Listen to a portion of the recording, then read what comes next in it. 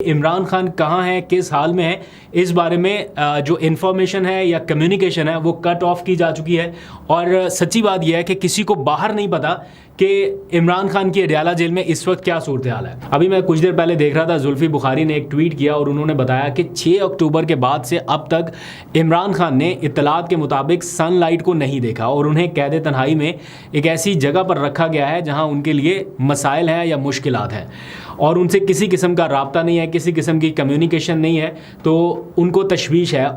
Party की सतह पर भी, और वैसे उन्होंने अपनी तशवीश का भी इजहार किया।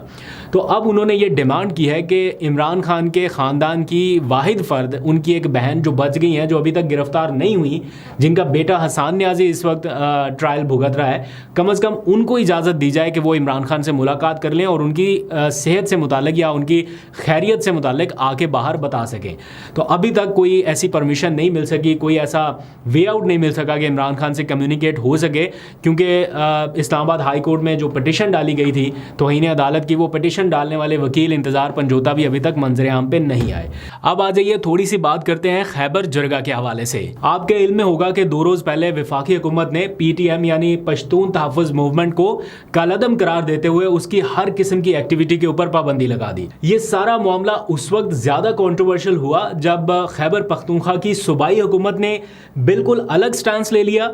और पाकिस्तान तहरीक इंसाफ ने बतौर जमात अलग स्टैंस ले लिया। सूबाई हुकूमत के तर्जुमान बैरिस्टर सैफ ने यह बयान दे दिया कि जनाब अब PTM चूँकि कालअदम जमात है, वफाकी हुकूमत ने ऑर्डर जारी कर दिया है, इसलिए इनको किसी किस्म की कोई एक्टिविटी नहीं करने दी जाएगी और इनके ऊपर हर किस्म की पाबंदी जो वफाकी हुकूमत ने लगाई है वो बरकरार रहेगी। मीनवाइल क्या हुआ कि पाकिस्तान तहरीक इंसाफ की पॉलिटिकल कमेटी का इजलास हुआ और उन्होंने PTM के ऊपर पाबंदी की मुखालफत कर दी, मजम्मत कर दी और इसे जमहूरी असूलों के मुनाफी करार दे दिया। एक तरफ सूबाई हुकूमत का मौक़िफ़, खैबर पख्तूनख्वा की सूबाई हुकूमत, और दूसरी तरफ पाकिस्तान तहरीक इंसाफ का बतौर जमात एक बिल्कुल अलग स्टैंस, जो कि इंडोर्स किया जा रहा था या सपोर्ट किया जा रहा था बाय PTI की जो सियासी कमेटी है, जिसमें सारे के सारे PTI के रहनुमा है। तो सोशल मीडिया के ऊपर एक अलग ही डिबेट शुरू हो गई कि किसके साथ स्टैंड करना है और ज़्यादातर लोग जो हैं वो पाकिस्तान तहरीक इंसाफ की सियासी कमेटी को सपोर्ट करते दिखाई दिए, क्योंकि सियासी कमेटी में शामिल लोगों ने अचानक से ट्वीट्स करना शुरू कर दिया और उन्होंने कहा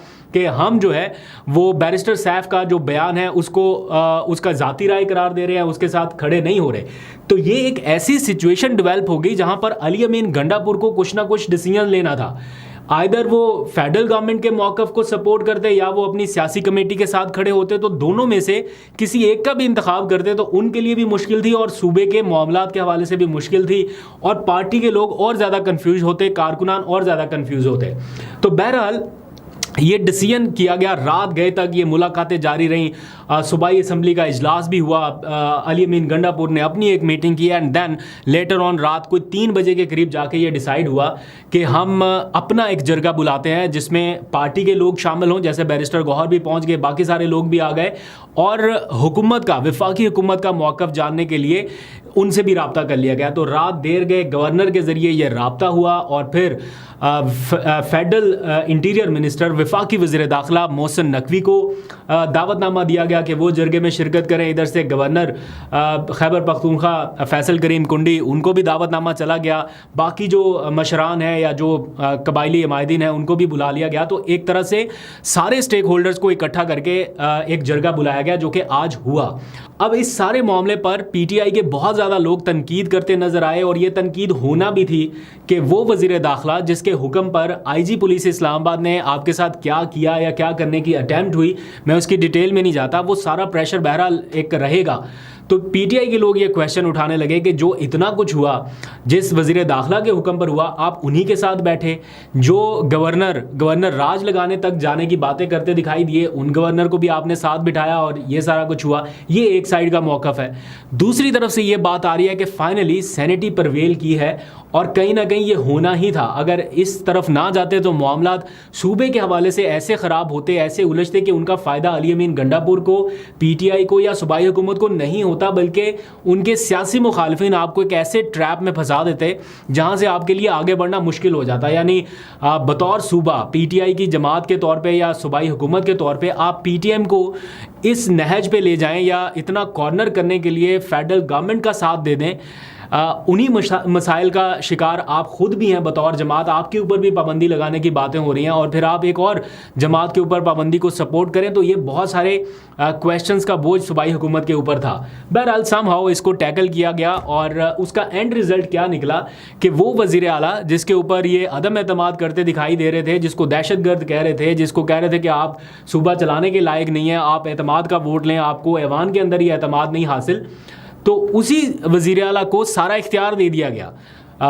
वफाकी वज़ीर दाखिला की तरफ से भी, गवर्नर की तरफ से भी एतमाद का इजहार किया गया कि आप जाके बातचीत करें। तो अब पता चला है कि कोई एक जो वफ्द है